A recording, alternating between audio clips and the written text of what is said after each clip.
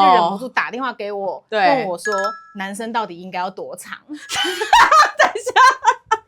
好荒谬，这些东西都好荒谬你们那一颗 so funny 有时候刮着刮着，然后它会有一些在那个性生活方面一些蛮正向的回馈，而我当然也会觉得蛮开心的啦哈。我们的学员啊，他刚好是比较乐于分享的，他说感觉有那种回到18岁的那种感觉，我就说实在太厉害了。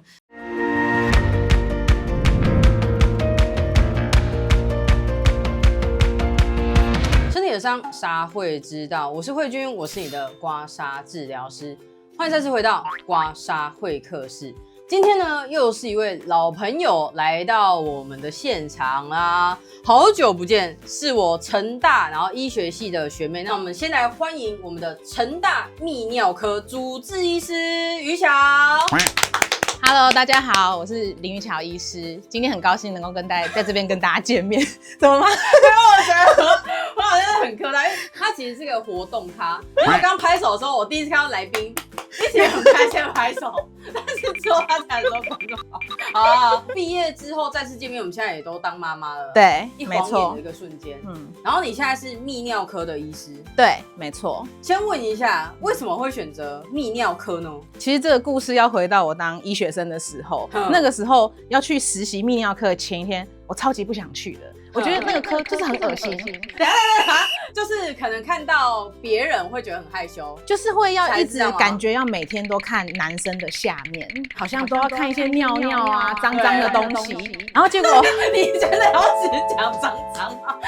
我要给大家一个转折，就是去见习之后就发现，没有，其实泌尿科里面内容非常非常的多样，有肾脏，有膀胱，对，生殖器只是一个小部分。原来是这样，我想说去了之后很多样，我想说到底是什么样？所以大家应该可以感觉到，我觉得于巧真的是蛮幽默风趣。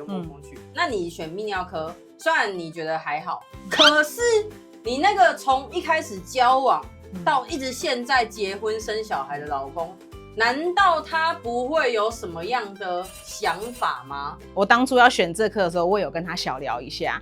然后他就说，他觉得还好啊，而且就是有很多很新奇的事情。其实我后来发现，跟他分享，就是他也觉得还蛮有趣的。而且他有很多朋友，其实很喜欢找我问泌尿科相关的问题。真的假的？对，之前还有人半夜喝醉酒打电话给我，问我说，打电话给你，不是给你老公，不是，然后给你，对，然后问你泌尿科的问题。对，喝醉酒，然后就是，但是他真的很想问。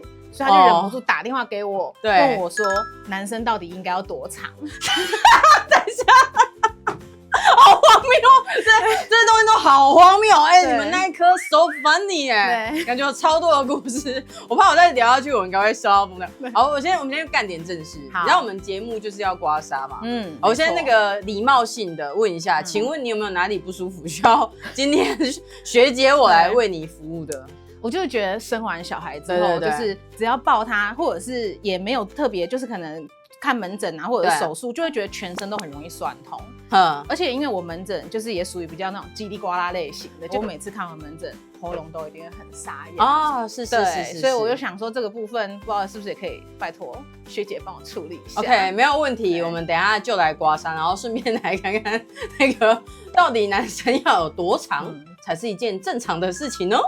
先来看一下你的整个身体的状况，先帮我头低一下，脖子有一点点胀胀的，因为低头啊陪小孩玩，或者是平常滑手机、打电脑其实都会，所以这边比较凸一点点，然后这个可以刮。这边的肩胛骨比较往前，所以也是有点小圆肩的现象。那因为会肩颈酸痛嘛，所以等一下呢，我们可以来好好的刮一下，然后还有腰酸的部分，对不对？好，那我要开始咯。我们刚刚说，就是你老公的朋友半夜打电话给你说怎么量，请说。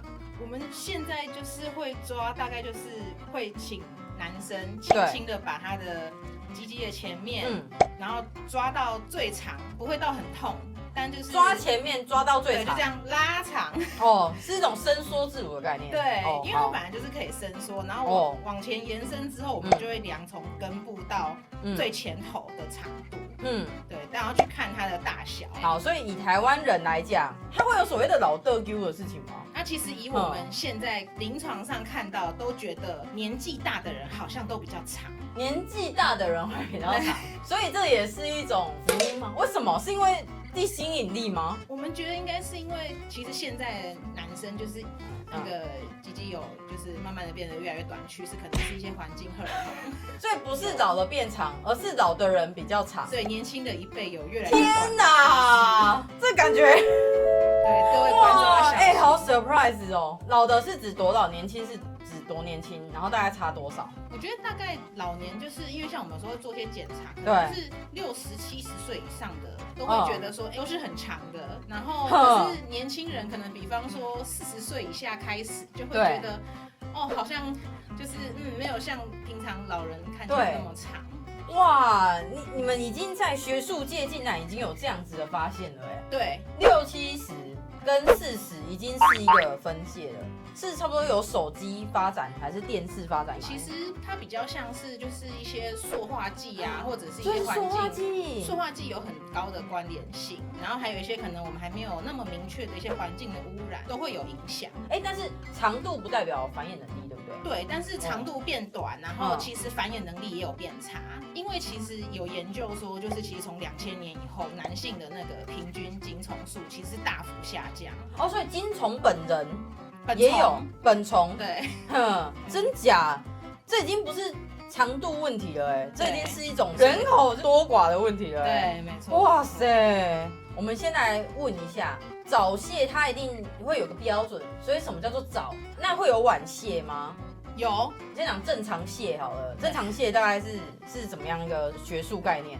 其实我们就是大概就是说，如果早泄的话，我们大概定义就是他首先他一定要让他自己不满意，他一定要有负面情绪，他会觉得说他的时间太短，然后他表现不好，因为学术上还是要有一个时间的定义。对，所以我们大概就是定义就是1分钟。1分钟对以内的，对，是早泄。晚泄的话呢，就是我们其实会叫迟射，就是迟到的迟。太迟射。对，迟射就是说他已经觉得已经精疲力竭，然后已经可能做超过30分钟，都还是没办法射精，然后最后就软掉。这个我们就会叫迟射。所以通常这会有什么困扰？是会痛吗？它会痛吗？就是有一些人觉得没有射精，就是没有做完。报告没交，或是没有按送出的概念。对，然后另外一半就会觉得说是不是我的问题？两个人都会陷入在一个检讨。对，哇，性爱的过程跟考试其实没什么两样大家都要有点算成绩看 performance。对，哇，脖子的部分我已经刮完了哈。在我们脖子后面的痧呢，其实它这边有一点小纷乱，那这边凸起来的地方确实这边是有痧跑出来的，然后它是走连贯的。那我们通常这个俗称叫做富贵包啦那富贵包的话，它的痧有2种，一种是它就是完全没有的，那通常这种就血液循环会比较不好。那你这边是有的，所以代表说它的功能还行，就只是形态上呢，它是比较凸一点点而已，但往上去的血流还行。那往上去的血流呢，它本身很重要，就是要供应你的大脑嘛，所以那个聪明度、反应度都还不错的。只是说这边有一点点小纷乱，所以有时候思绪反而是虽然很聪明，可是想的东西同时要很多。好，那我们再回来早泄这件事情。那要怎么办？就是这件事情是可以治疗的吗？就是早泄，其实我们会再把它分成2种，一种是先天型的。那先天型就是说他有记忆以来，他就一直都是这么早泄，他可能就是跟他神经的敏感度，或者是一些神经的受气过度敏感是有关系。OK， 就是会很快的进展到最后，他很快就跨过那个阈值。目前看起来就是有一些是他先天就比较敏感。对，那还有哪些呢？还有一些人是他可能，比方说像他真的太久没有性行为，然后刚开始要做，或者是说他可能就是新手，对，那也有一些人是真的生病，就是比方说像攝護腺发炎，他也会有一点早泄。那你这样子看了就是不少早泄状况之后，你觉得他们就是后来其实是什么样的原因所导致的吗？我觉得在就是后天型，因为先天型这个就是先天的关系，或是有些是经验嘛。对，如果说那刚开始其实这样是经验跟其实他没有信心，可能他发生太紧张了，对他太紧张，所以其实大多数是因为他太自己吓自己。其实有一些人他再练习几次，他就会越来越好。你就要鼓励他说 ，just do it 这样子。对，其实我很常时候在门诊，大多数时候都是在鼓励病人。可是我觉得他们蛮好，他们至少会愿意去。就是大医院看医生，其实很多人是他们根本也没有来看，对啊，就自己烦恼很久。所以会去看泌尿科的人，其实我觉得是很棒的事情，就是他有为自己负责。那后来你都怎么鼓励他？我通常会，因为其实老实讲，早泄的治疗就是有分层，比方说像是用一些麻醉药膏，然后或者是使用一些口服药。然后麻醉药膏是为了不要让他那么敏感，对，或者是说就用一些大家其实平常想得到的方法，比方说觉得快要射的时候抽出来压着这些手法。对，可是其实这些治疗方式很多时候他们只能够延长在一点点时间。对，所以我通常都会鼓励他们，就是说，其实你要练的是其他事情，就是另外一半他们性行为，其实我们就是说性行为真的会舒服的方式，不是只有插入这件事情。你前戏你要去好好练。然后这个好有教育意义。这个，所以你们其实泌尿科很像是一种。就是交配行为小教室的概念，少数时候少数时候，我要澄清，就是少数时候。那你真的是一个很好的医师那你还要懂好多哦。台湾生育率好需要你哦，就是欢迎大家来找我们讨论一下。对，我们现在把上面呢都已经刮完了，然后我们现在来看整体的沙土盒，我们等下再往下刮，可以看到的是它整体的沙啊，因为你的身体也是偏水水的。那我们之前有一些人，他也是比较偏向可能代谢循环不好，然后会觉得说自己比较容易水肿的状况。你是不是也有一点点有这样的感觉，都泡泡的？我知道到晚上脚就会亮亮的。啊，真的哦，有点水肿。好，那个就要从腰开始刮。那你会发现说，以它的沙土来讲，它是比较偏表浅，然后它会有点糊糊的那种状况。那像这种表浅糊糊的状况，大多数就是因为他会觉得说啊，因为我身体水水的，所以只要有那种水水的人啊，你刮起来的沙土就会比较偏向这个样子。那我们今天刮完之后，因为它像它现在很热嘛，那我们热的，你血液循环就会跑得比较好。那等一下说不定就可以去上个厕所，那就可以把那个水水的我们就把它排掉。好，我们刚刚已经把早泄这件事情，我觉得算是蛮学术性的把它探讨完了。那我接下来我会很想要聊，因为像我们其实有时候刮着刮着，然后它会有一些在那个性生活方面一些蛮正向的回馈，而我当然也会觉得蛮开心的啦哈。那我们通常也会说，像你现在要刮腰的这一段，在肩椎，在肩椎这里，它其实是我们的泌尿生殖的反应。那女生来讲的话，泌尿生殖系统当然想到的会是生理期，你还健在吗？我还在。其实，但男生的话，通常其实会比较难去问到说，他平常状况如何？那像女生我们会去看的是生理期嘛，那男生可以怎么样去一个客观理性看待，就是他的生殖系统的好坏？如果说单纯讨论生殖系统的话，我们就是会看它，比方说勃起功能好不好？勃起功能，对。而且我有听过的说法，好像是看晨间勃起更加的客观。对，因为晨间勃起是你不可控的，对你睡梦中，然后如果说今天晨勃真的消失了或减少了，那可能就是要看一下说平常的勃起功能是不是也跟着出现一些问题。这里好痛，这里很痛。好。那以一般勃起来讲，我记得好像是不是硬度有分？我之前有听过一个医检师，也是我们学员，他就说好像有些泌尿科医师会分嘛，就是如果你今天晨间勃起，好像会分不同等级，对不对？其实我们会分等级，可是我们不会去特别区分说一定要晨间勃起或是平常勃起，就是你只要勃起的时候，平常我们就是最硬的时候，我们可能就是4分满分。然后如果说你觉得稍微有变得比较软一点点，但是还是可以放进去插入对方的可能阴道或者是就是肛门的话，那我们这样就算3分。那如果再变更软一点，放不进去就是2分，然后完全一动也不动，硬完全是软的，那就是1分。